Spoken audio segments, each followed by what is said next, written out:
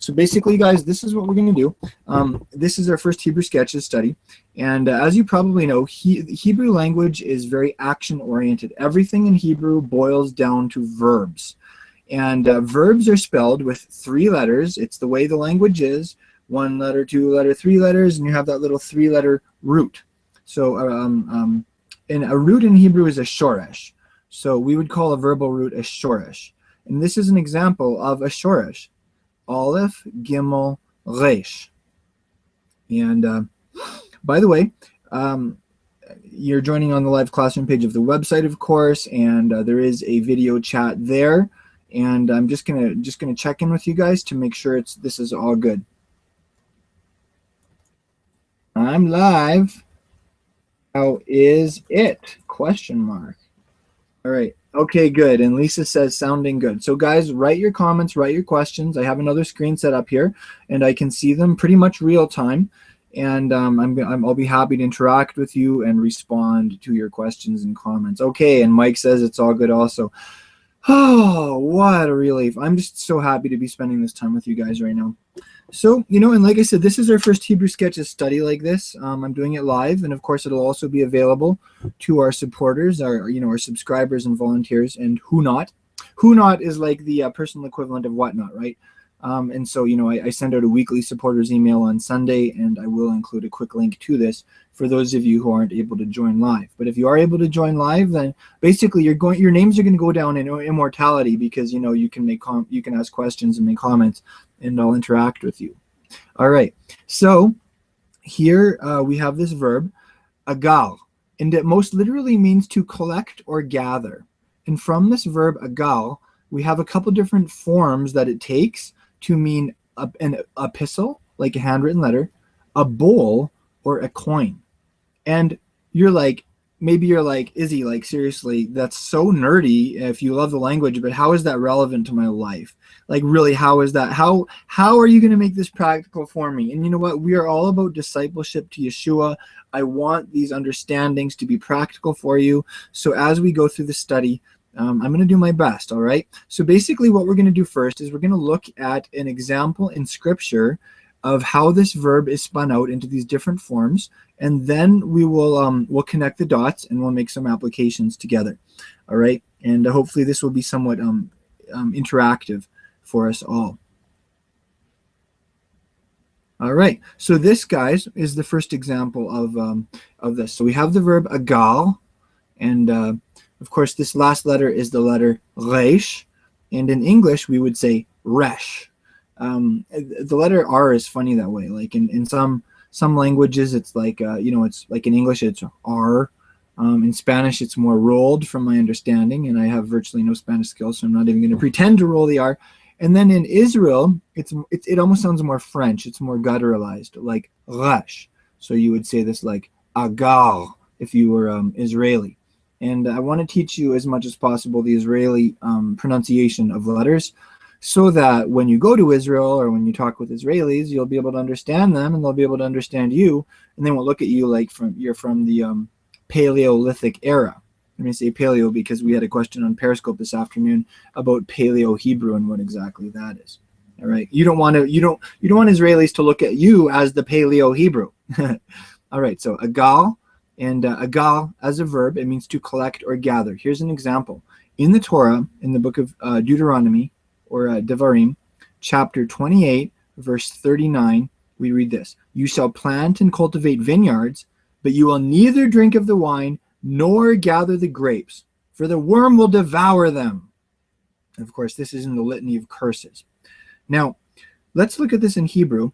And I could just cheat and show you the verb, but we might as well read the verse together, because I want you to get a better feel for the sound of the language, and it'll build your vocabulary a little bit. It's kind of like we do these Hebrew verses studies. Well, this is like a little teeny tiny bit of a Hebrew verse study also. So and if you really hate that, let me know in the comments, and maybe we can just skip right to the verse. It depends on how cutthroat you are in terms of your time efficiency, I guess. If we were really cutthroat, time efficient, I would just skip right to the verb. I'd be like, here's the verb, agar. Okay, next one. But we're studying together, so, and hopefully we like each other. Hopefully we enjoy spending a little time together. So, let me know Your vote either way. Do you want the cutthroat shorter edition, or do you want to do a little bit of reading together kind of thing? All right, so here's the verse. Kramim, so karems, vineyards, tita, you will nata, plant, avadeta, and you will avad, which is like work or serve or cultivate. And actually there's some incredible insights there, but I better not get into it. Okay, Lisa likes reading. I'm happy that one of you are into this. Oh my goodness, you guys, my arrow keeps disappearing. This could get old fast. Yay, Beth, you're here, word nerd. Beth, I am so sorry for our jumbled schedule this week. I tried to let everybody know on the calendar and by email, but it's just sometimes when you're making changes, not everybody gets the memo, so to speak. So anyways, I apologize for that. I'm doing my best to make changes one at a time and to let everybody know so that nobody gets left behind, So anyways, I hope you did. I want you to know you're special. All right. So anyways, you will work, serve, or cultivate those vineyards, those karems, the yain, and wine. Lo, the negative, tishta. So you won't shata. Word nerd. Okay, good, Beth. You won't shata. You won't drink. Velo, and won't te'agol. So there's the word. You won't agal. You won't gather, as it's written in the New American Standard Bible translation here. Ki, because tochlanu will eat ha tolaat. So the tola, the worm. There was a guy named Tola, by the way. You may remember that. Who was that? Issachar, right? Somebody from the tribe of Issachar. Maybe one of Issachar's boys was named Tola. It means worm. Like, where the psalmist says, I'm a worm and not a man, he says, I'm a Tola. Anyway, so this is an example of how this word is used. All right, so next example. Agal can be spun out to mean epistle or letter. So in the book of Nehemiah, or Nehemiah, chapter 6, verse 5, we read, Then Sanballat sent his servant to me in the same manner a fifth time for crying out loud, with an open letter in his hand. Now there is an example of perseverance. Did you guys ever hear the story? This is a little off topic, but did you guys ever hear the story about the man who was like the most positive person in the world? He always saw the cup half full. He always saw the best in somebody. And there was one day when someone said to him, you know what? You see the best in everyone. You are so positive, you could probably see the best in the devil. And he said, well, you do have to admire his perseverance. Anyways, it sounds like the enemies of the Jewish people and of Nehemiah leading them was similarly a perseverant person. So let's read this verse in Hebrew. Vayishlach, so anti-shalach, sent, Eli, to me, Sanballat. That's that name, Sanballat. Kadaval, like the davar, the word or thing, hazeh, the this. And this is interesting. In the New American Standard, as you can see, it's translated in the same manner. Pa'am, so pa'am is a time. Oh my goodness, you guys, my cursor keeps disappearing. And then I have to swipe my finger back and forth to get it to come back. This has officially gotten very old. And but listen, never fear, okay? I'll figure it out for our next Hebrew sketches study so I don't have to bemoan my problems to you. Okay, so he like this word, pa'am, a time, chamishit, so chamesh is 5, chamishit, fifth, at, so who did he send? So this is a great example of how Hebrew works, vayishlach. The sentence begins with the verb shalach, and then right before the direct object indicating who was sent, we have et, spelled Aleph and Tav. And yes, that would be the equivalent of Yeshua saying, I am the Alpha and the Omega, I am the Aleph and Tav, na'aro. So his na'al, his youth, how is that translated? Servant. Okay, interesting. It isn't the typical Hebrew word for servant. It literally means youth. V'igeret. So there's our word, you guys. An igeret, a letter or an epistle, petucha. So that was petacht, that was open. Beyado, in his yad, his hand. All right. Next interesting way this verb comes out. Agal can be spun out in a noun to mean bowl. In Ezra chapter 1 verse 9, we read, And this is one of these verses where you're like, wow, yeah, this is definitely one of those verses I'm going to like teach my children. We're going to memorize this verse like when they're like 4 years old, and they're going to stand in front of the class, and they are going to recite it, and it is going to be very spiritually powerful and edifying. You know what I mean? Like sometimes you look at a verse and you're like, why is that in the Bible? Like really, out of all the things that could be in the Bible. Anyways, maybe this is an example. Now this was their number: 30 gold dishes, 1,000 silver dishes, 29 duplicates. All right, so in Hebrew, this is ve'ela and these misparam. So the verb safar means to count. Mispar is number. Misparam, their number. Agaltale, so here's this verb in the plural. Technically, this is the construct plural. So the singular is agartal, or if you want to say it more Israeli style, agaltal, and it means a bowl. So agaltale, bowls of, agaltals of, zahav, silver, shloshim, 30 of those things. Agaltale, so agaltals, bowls of chesef, silver, aleph, 1,000. And of course, maybe you recognize this because what is the first letter of the Hebrew alphabet? Aleph. So interesting. Machalifam. And then the verb chalaf, it has the sense of like, well, here it has the sense of duplicating, which is basically like to fold over, to repeat, to double. So machalifam, duplicates tisha, 9, ve'esrin, and 20. Do the math, 9 and 20. So this is another example, bowl. And guys, listen, I know this is nerdy, but stay with me. We're going to tie all this together, okay? We're looking at some examples of this verb and how it's used. Here's another example, agal. So agal here, you can spin it out in a certain way to mean coin. So 1 Samuel chapter 2, verse 36. Everyone who is left in your house will come and bow down to him for what? A piece of silver or a loaf of bread, and say, please assign me to one of the priest's offices so that I may eat a piece of bread. And it's interesting how sometimes you have double quotation marks in the translations. And this is a very lovely example of that. All right, so v'haya, and it will be kol al hanotal, who are left or who remain, b'veitcha, in your bait, your house, yavo, so they will come, lehishtachavot, and interesting, bow down to him. This is also the Hebrew word to worship, to shacha yourself, to like to bow yourself down low, low to him. La for agorat, so an agora of kesef, silver. All right, so here's our word, you guys, agora. And agora is translated here a piece, has the sense of like a coin, a silver coin. V'chikal, and a loaf, lachem, of bread. Ve'amal, and he will say sfacheni. So the verb there, safach, has the sense of like being joined or attached or assigned, as it's translated here. Na, please. Or it can also have the sense of now, like in Hosanna, Hoshana, save now. El, to achat, one, ha kunot. So the priest's offices. A priest in Hebrew is a Kohen. A priesthood is ku'ana. And then here we have kunot. So like priesthoods, a priestly office.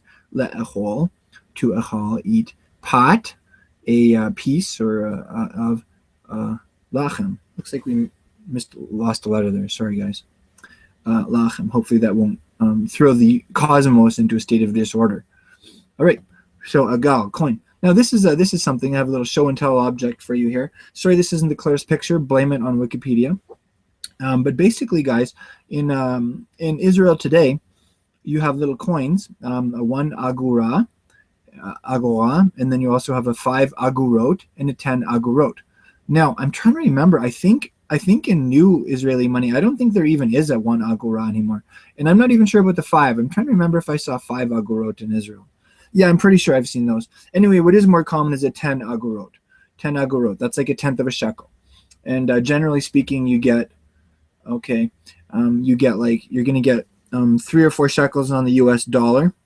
So, an agora is what, like a 10 agorot is worth like 2 or 3, 4 cents, somewhere around there. A couple cents, basically. And something I love pointing out to people is the image on the 10 agorot here. In fact, I brought back like hundreds of these from Israel too, just to pass out and to share with people, because I believe it's a very powerful vision of the Messianic era. Basically it's a statement of faith on behalf of the state of Israel. I like that correlation between statement and state, but that's what it is. It's a statement of faith on behalf from the state of Israel, of belief in what God said about ultimately what the borders of national Israel would be. God said that basically, the borders of Israel ultimately would be from the Nile to the Euphrates. And if you look at this map, you guys see this right here. That is like the western coast of Israel presently. That is the like the Mediterranean. Basically, guys, this little part right here, that is modern Israel. Just right there, like that little bit is modern Israel. Do you know what all the rest of this is? That's all the land in the Middle East that would be modern day what? Like Iraq, Syria, Saudi Arabia, that God promised would eventually belong to the descendants of Abraham, Isaac, and Israel. And Israel has that on a coin. Do you have any idea like what a radical statement that is? That would be like the U.S. releasing a coin with like a big U.S. flag of some kind over Canada and New Mexico, like over the entire North American continent. You know what I mean? So, anyways, these are agurot, and it comes from this verb agal. All right, so that's our little overview here. We have this verb agal, and it means to collect or gather, and then it also means, and Lisa says, awesome, yay. It means to collect or gather. It means an epistle, which is or a letter, which is an igeret. Everybody say igeret. Then you have a bowl, which is an agaltal. And then finally you have a coin, which is an agora. All right. So those are our words. Now, what I want to do from here is I want to kind of just talk creatively with you guys and about this for a couple minutes, because basically in Hebrew, the writings of Yeshua's disciples, some of them are referred to as igrot, I guess would be the plural. The singular is igeret, right? So the singular is igeret, and then the plural is igrot, if I'm not mistaken. And I just want to talk about that with you, and maybe it'll give you a new understanding of like, if you're into like writing handwritten notes or letters or cards or whatever. This might give you a better understanding and appreciation for this too. So basically, check it out. I'm going to show you a couple translations of the New Testament, the writings of Yeshua's disciples, into to Hebrew. So this is my Franz Delitzsch translation, nice thin one. Vine of David came out with an edition just of the Gospels with the Delitzsch translation in the Hebrew, and then their own translation of that into English with lots of lovely notes, and it's very well bound, and it's a bigger book. But this is just my little teeny tiny version. Anyway, the reason I wanted to show you my little teeny tiny version is because I wanted to show you this page right here. I'm just gonna let's see how closely this thing can focus. Okay, it can focus pretty well. That's nice, considering this is just like a little webcam on a laptop screen. Okay, so check that out, you guys. So basically, can you see down there? What does it say over and over again? Igeret, igeret, igeret. You can see it. Okay, right there. See that? Igeret. So basically, that's an example. So Igeret Yehuda, for instance, the epistle or letter of Judah. And interestingly enough, it's translated as Jude in the anglicized versions. Why do I find that interesting? Because basically, you have this Hebrew name Yehuda, and then it's translated in three different ways in Christian New Testaments. Sometimes it's translated as Judah, if it's referring to, like one of the 12 sons of Israel. Sometimes it's translated as Judas, if it's referring to the traitor, the villain of the story. And then when it's referring to Yeshua's little brother, it's translated Jude. But it's the same name in Hebrew. So that's kind of funny, hey? And then, anyways, I think it's just tradition. If you're asking about that, Judas, it's tradition basically. But honestly, I think that's a little bit inconsistent on the part of the translators. L'chaim. Okay, so I'll show you guys something else nifty here. That's my Delitzsch translation. I also have this is my Zolkinson translation. This one is Hebrew and then like really old English. And then finally, I wanted to show this to you. this beauty here is, well, as you can see from the title, the New Covenant Aramaic Peshitta text. Whoa, whoa, whoa. Okay, with Hebrew translation, like that. And then here, I'll show you the other side. On the other side, it has it in Hebrew and Aramaic. I don't know how you say that in Aramaic. Kima chadita, maybe. Anyways, in Hebrew, it's Habrit Chadasha, the New Covenant. Now, I'll show you a page in here. And, oh my goodness, this book is falling apart. I spent a lot of time in this book. I wonder how many hours I logged in this book. Anyways, I'm going to try and bring it up for you here without destroying what's left of the binding, all right? So there's the Aramaic side. This is the Aramaic New Testament that Eastern Christians have always read and that they claim is the original written. This one is written in Hebrew letters, all right? And then on the other side of the page, you can see the translation into modern Hebrew. Now, what's that very top word? Can you see the very top word? It's Igeret, all right? And then it says Yaakov HaShaliach. So the letter or epistle of Yaakov, who is Jacob, and that's misrendered as James in most Christian Bibles, HaShaliach, the apostle. And this is kind of cool, actually. Check out the Aramaic. Igalta, that's like the Aramaic equivalent of the Hebrew Igeret, de Yaakov Shlicha. So it's kind of cool. Like you can see that it's a Semitic language. You can see the similarity. But you can also hear the differences. So in Hebrew, we have Igeret Yaakov HaShaliach. Then in the Aramaic, we have Igalta de Yaakov Shlicha. Aramaic has a lot of like words that end in the sound. It's a very pretty language, honestly. And probably you're probably going to hate me for this. Maybe you'll think I'm a traitor, but I think Aramaic it sounds even prettier than the Hebrew, to be perfectly honest with you. Please don't hate me for saying that. All right. So anyways, that's an example of, how these letters, these epistles written by Yeshua's apostles. I just love that wordplay. The epistles of the apostles. Maybe you've heard that joke before. What do you call a female apostle, or what do you call the wife of an apostle? You call her an epistle. Yes. So anyways, hopefully just, that'll kind of give you a sense of this, both in the Hebrew and in the Aramaic. Those are some examples for you. Yeah, L'chaim, Michael, thank you for that.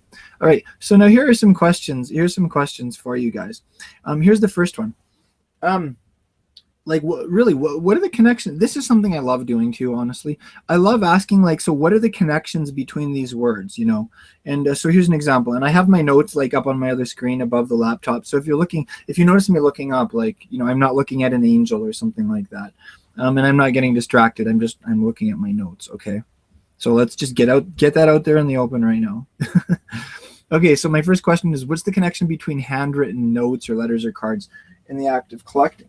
And here's an example I have for you that might help us think through this. This is very precious to me. It was written by my our 6-year-old daughter Tirza, and as you can see, she wrote to Abba. Tirza calls me Abba, and check it out. This is so beautiful. I things like this, they bring me to tears, and they really what keep me going.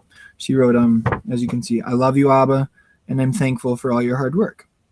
So this is a little example. You might have a long handwritten letter, or maybe you just have a long Facebook message or email from someone, or you might have a little card like this. And basically, this is an igelet. All right, this is an epistle, so to speak. And so the question is, what's the connection between this verb to gather or collect, and a letter, or let's just say an epistle, right? With the understanding that epistle can be like a handwritten note or a message or a card or whatever. What's the connection? So basically, this is what I get out of it. One thing I get is a letter it's a collection. It's a collection of your thoughts. Maybe you tell a story. It's a collecting experience, so to speak, or it's a collection of your sentiments. I have a pile. I have a big pile of these cards and notes, for instance, from my daughter Tirza.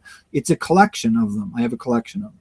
So that's one thing that's one connection that I make.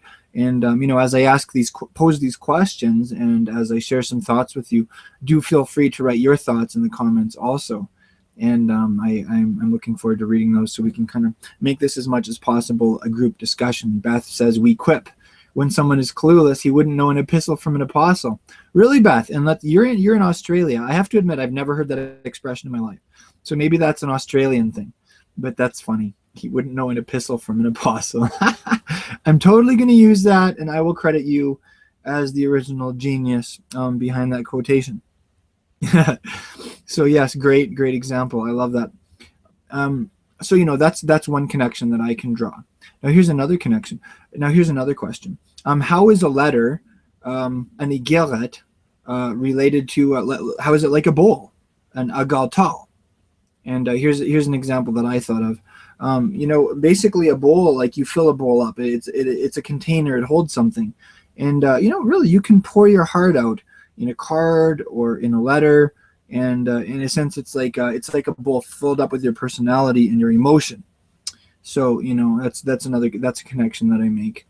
And then here's another question: how is an igeret, a letter, like a coin, like an agora? And one connection that I made is people value them and they keep them. And for some of us who are sentimental, we keep everything from our loved ones. I definitely am. I'm like that. In fact, you know what? I'm going to show you something. Just hold on 1 second, okay?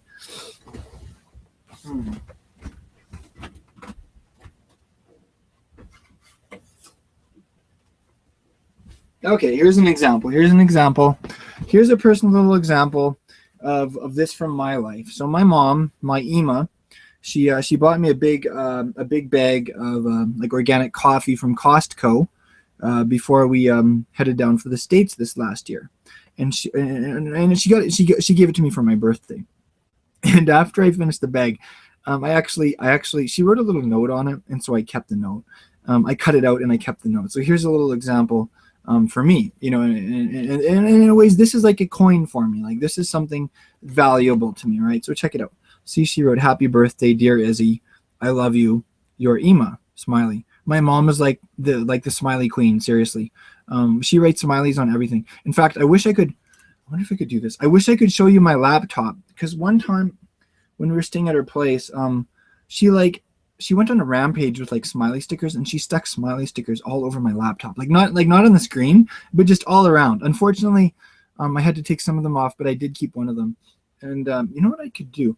I'm gonna put this screen down here, and I'm gonna see if maybe I can capture that with the webcam. I don't know if this is gonna work or not, but let's have a look. I don't think it's gonna work.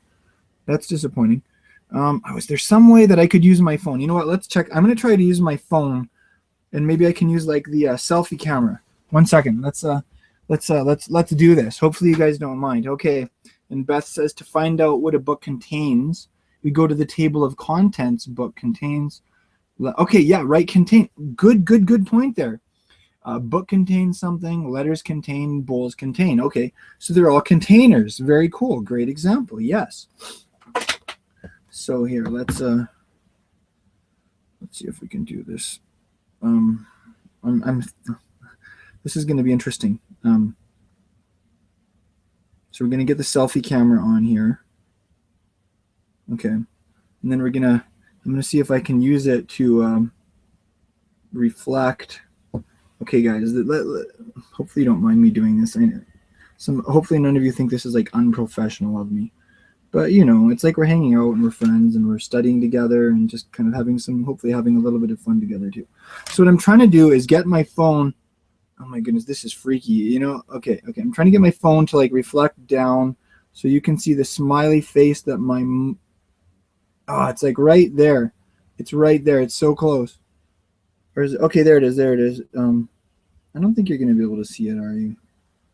Okay, I think I need to give up. I'm sorry, guys. Maybe if I put... No, okay, you know what? I think I better stop now. Anyways, I tried. You know what, you guys? We've come this far. We're going to do this. You know what we're going to do? I'm going to take a picture of the smiley face on my laptop, and then I'm going to show you that picture. Because I don't give up. All right, here. So there it is. Okay, can you see the smiley face? Okay, it's sideways. It's not the easiest thing in the world to see, but I think you can see the smiley face, right? There. Okay, you see the smiley face? Hopefully that put a smiley face on your smiley face.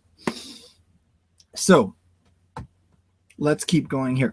I had mentioned, so the question on the table right now is like, how are letters like coins? I mentioned that, people value and keep them. Also, this is interesting. Coins usually have someone's face imprinted on them, and handwritten items have your face, so to speak, imprinted on them. Your personality. You're all over. When you give someone like a real like, you write someone a text or a message from the heart or a handwritten letter or a card, you are all over that thing.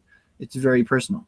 All right, so those are some examples that glad you guys are happy. Those are some examples that I came up with, and having done that, I want to talk now about this understanding and what it tells us about the writings of Yeshua's shlichim, the writings of Yeshua's emissaries, his apostles. And my nose is extremely itchy right now, so I'm going to hide for a second and solve this problem. And I just want you to think about that while I'm gone, just restoring myself to sanity, okay?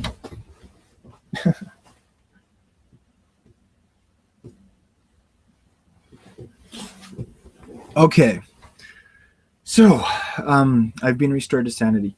All right, so, we're talking here about the epistles in this little book. And so, what does this tell us? Well, firstly, basically there are two main genres in the writings of Yeshua's Talmidim, his disciples. There are the Besorot, which is, the Besor, like a Besorah is like gospel, good news message. And as you know, there are 4 of those.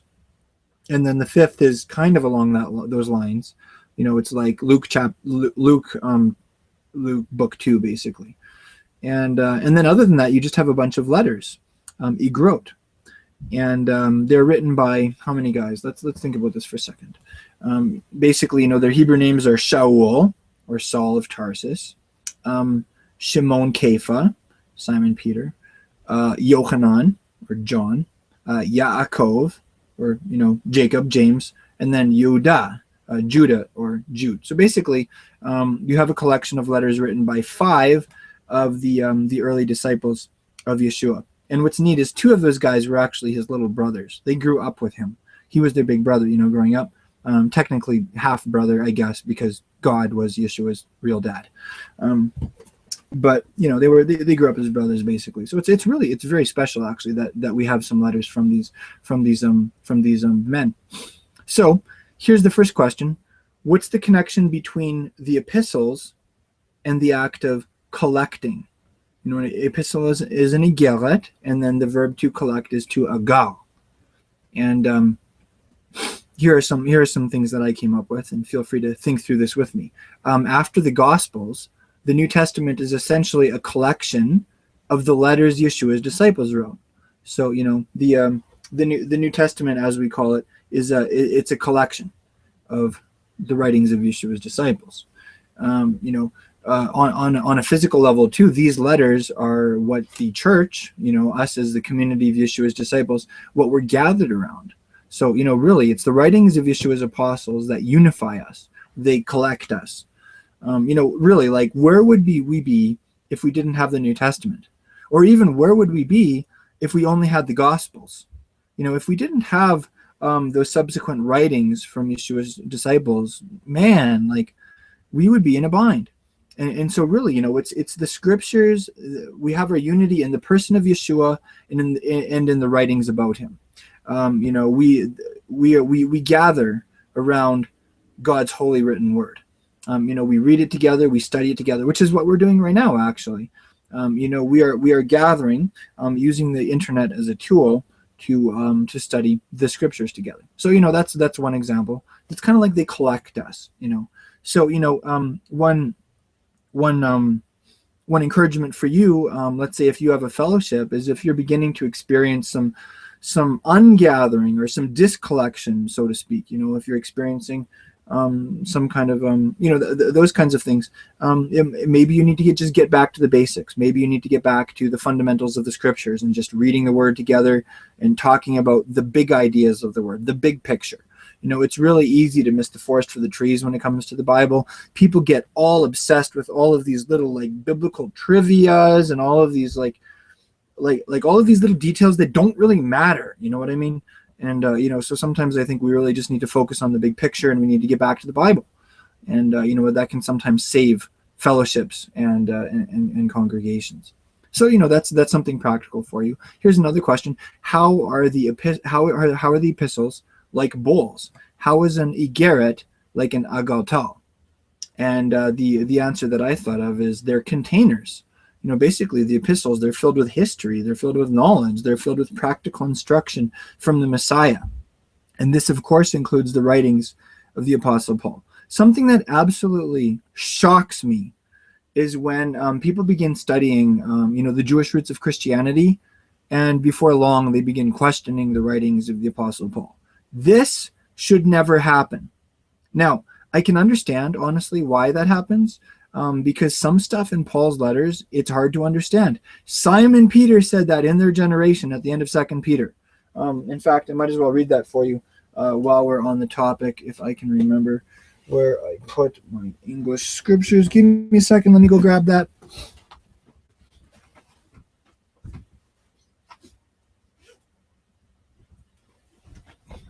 Okay. So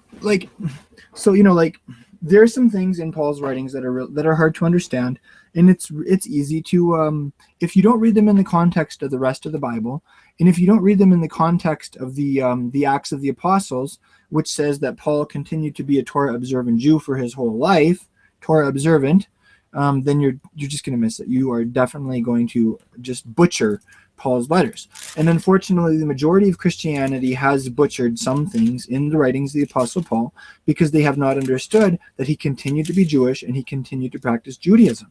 He continued to keep the law, as he and the elders of the Jerusalem community talked about in Acts chapter 21, if I'm not mistaken.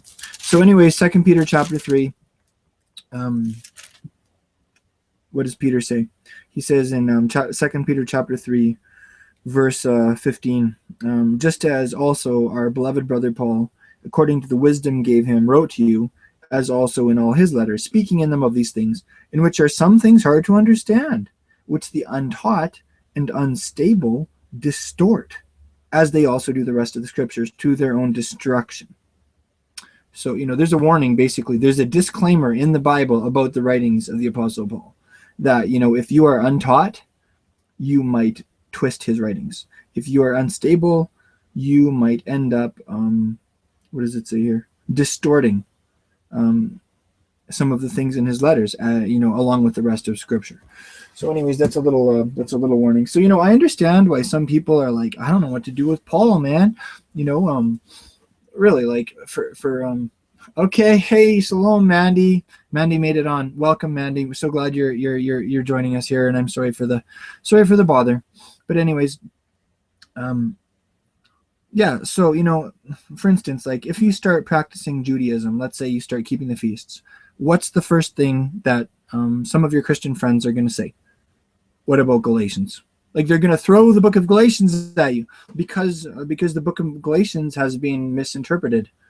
Taken out of context and unfortunately misinterpreted. So, I can understand why people question the writings of the Apostle Paul, but we shouldn't.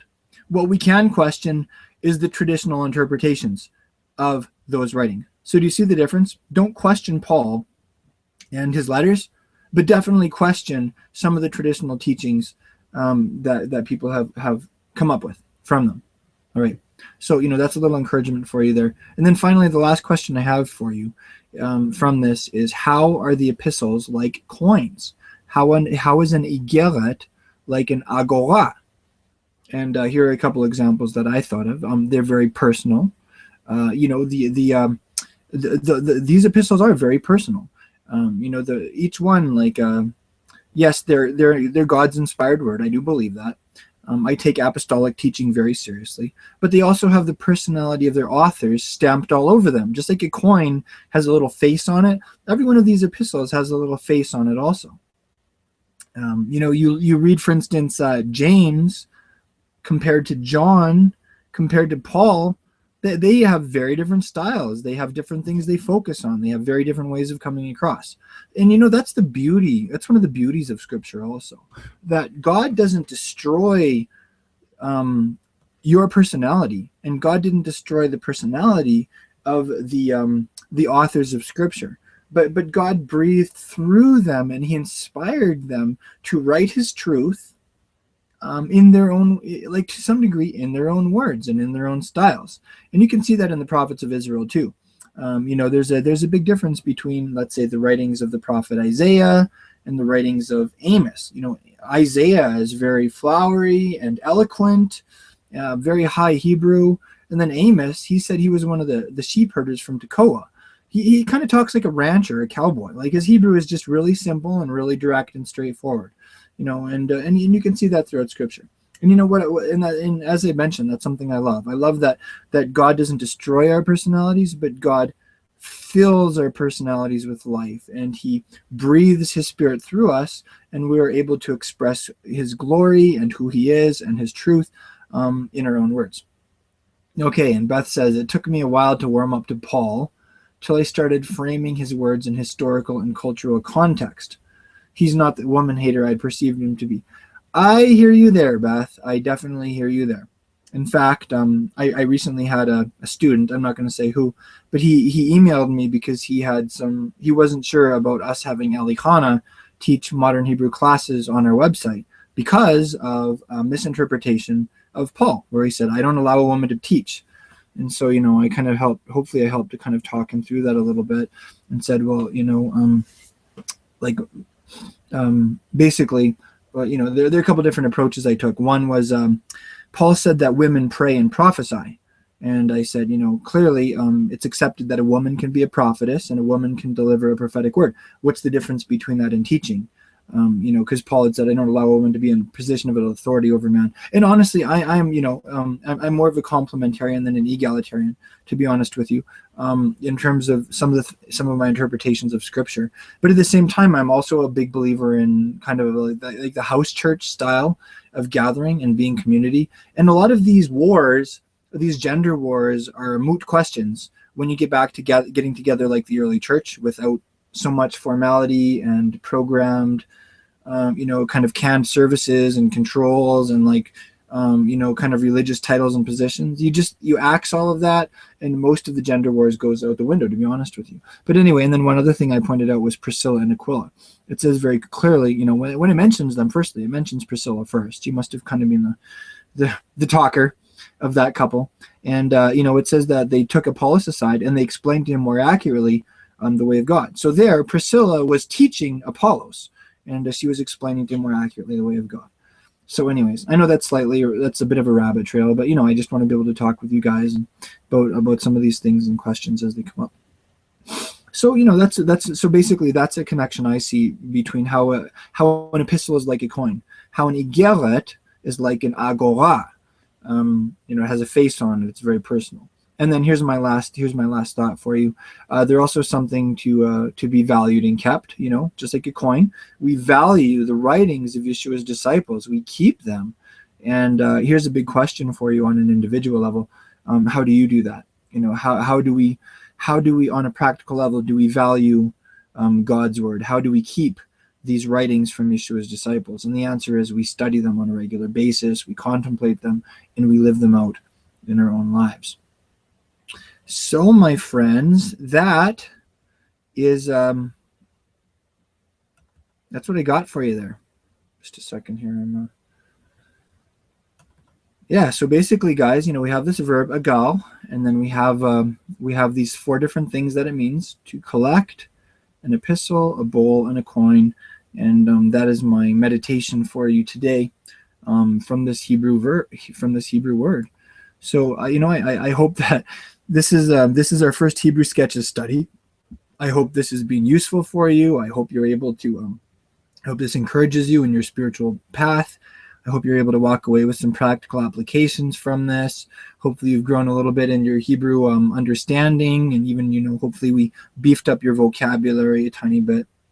I would love to just pray with you too, if we could just kind of finish this study by praying together. And it's kind of awkward. Honestly, it's kind of awkward praying like in front of a camera. I still have to get used to it. I don't even know whether to close my eyes. I learned on Periscope not to close my eyes when I'm praying, because you have crazies that say crazy things. You know what I mean? But anyways, let's give this a shot. Let's try and pray together here, and we'll see how that goes. Avinu Shebashamayim, our Father who is in heaven. Thank you so much that we can study your word today, and like Beth is saying there, that we can hide it in our hearts, that we can hide the epistles of some of the heroes of the early Yeshua movement. We can hide them in our hearts by reading, by contemplating, and by acting out. Yes, searching out, like the parable of the lost coins. Thank you so much for that parable from Yeshua that he told about the woman with the coins, and she lost one, and she just, sounds like she went frantic. She just cleaned the whole house and searched it from top to bottom until she found that one coin. And thank you so much for your word. Thank you for every book. Thank you for every letter. Every one of them is like a coin. We need every one of them. I think of the prophets of Israel, even. Some of the minor prophets barely ever get touched, but we need them. They contain vital revelation from you and information that we need as disciples for the big picture. They're all puzzle pieces fitting together. And I thank you so much for your word. Thank you for these analogies, that your word is like a bowl full of revelation of who you are, revelation of the Messiah, and full of knowledge and practical instruction. It's a container of your glory, so to speak, in this world, and your word is like a coin, something with a face on it, something that shows us your face and personality, but also the faces and personalities of some of our spiritual ancestors and heroes and people who have gone before us. Thank you for that. Thank you so much for your word and how it is. What was the other thing? A bowl and a coin, and I don't even remember. I better cheat and have a look here. You'd think I'd know this, considering I'm the one teaching it. Oh, okay, yes, right. And then just the verb to collect, to gather. I was trying to think of another noun. There isn't another noun, that's why. But thank you for how, I think for many of us, we sit down and we read your word and we feel you gathering us to yourself.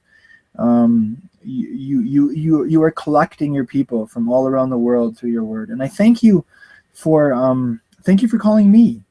Thank you for Holy Language Institute as a ministry, and thank you for our community all around the world. We are turning to you and to your word. You are restoring us to the ancient paths, and we are studying the Bible in that original Hebrew language, and you are collecting us, so to speak. You're bringing us closer to you, closer to each other, and you are collecting us for your purpose in our generation. That you're gathering us together from the four corners of the earth in accordance with prophecy. And we praise your holy name for this. We praise your holy name for your faithfulness, that you are moving in our generation, and that you have moved upon our hearts to hear your voice, to hear the voice of the Son of God, and to live, and that you have also moved us to search the Scriptures. And what a joy it is to know you, Abba, Father. What a joy it is to study your Lashon HaKodesh, your holy language, in that original Hebrew language. And what a joy it is to draw closer to the Messiah as a result. And I pray for every one of us that you would continue to teach us, that you would continue to draw us closer, that you would move in our lives, and that your word would be a light, not only shining upon us, but shining through us to the world around us. This is really fun stuff. I pray for my friends who have joined me this day in the study, that they would be able to take some of this and share it with somebody else. Spread the joy and help people to understand you and understand the role that your written word can play in our lives and the way we can feel about it as a result. And we pray these things as disciples, as Talmidim of Yeshua of Nazareth, whom we love with all of our hearts, and who loved us first and gave himself for us. Amen. Well, my friends, thank you for joining me. This is our first Hebrew Sketches study. Do feel free to give me your feedback. I'm basically I'm here for you. I don't really have an agenda. I want to answer Yeshua's call to be a voice for him. I want to do my best to, just as I've freely received, I want to freely give to you. I want to do everything I can to make disciples and to help you in your discipleship to the Master. So let me know how I can do that. And it's nice to see Latoya joining also. Guys, thank you so much for your support of our ministry. I can't say how much I appreciate that also. We're definitely in transition. We're experimenting with some different things, so I appreciate your patience. I know it can, I don't know, probably seems a little crazy sometimes, but you know what? We're crazy for the master, and I think he likes crazy people. He likes people that are willing to be creative and to be innovative and to try new things and to experiment, to be effective for his kingdom, and effective for in our mission to make disciples and to reach the nations of the world with his word. And you are so welcome, Lisa. I'm glad you enjoyed it. So yeah, you feel free to email us, use the contact page of our website, and let me know what you think of the study. Let me know how I can make them better in the future, and I'll appreciate that. All right, guys. Cool. And Beth says, I love that the Hebrew language is like a picture of the resurrection. It was once considered dead, but now is alive and spoken by more and more people. Wow. No kidding, Beth. And listen, I don't know if all of you have made it to the lesson in Hebrew Quest where I tell the story of Eliezer ben Yehuda. Don't give up on Hebrew Quest. Keep working through those lessons because, I take about half of one lesson to tell the story of Eliezer ben Yehuda. And as you probably know, he was the biggest mover in restoring the Hebrew language to, as the spoken language of the Jewish people, and basically making it a modern language. In some ways, he single-handedly made Hebrew the language of the state of Israel. And it was a massive task, and most people don't know his why behind it, but he had an open vision and heard the audible voice of God, and that's why he did that. And I really believe that, basically the resurrection of Hebrew is a miracle in our time, and definitely the story of Eliezer ben Yehuda is a very supernatural story. So keep going through Hebrew Quest, make it through those lessons, and I can't wait for you to learn more about Eliezer ben Yehuda. All right, guys, love you, and I'm here for you, and I'm honored that you would spend this time studying with me, and I look forward to another one of these studies, hopefully in the near future. And like we say in Hebrew, toodaloo.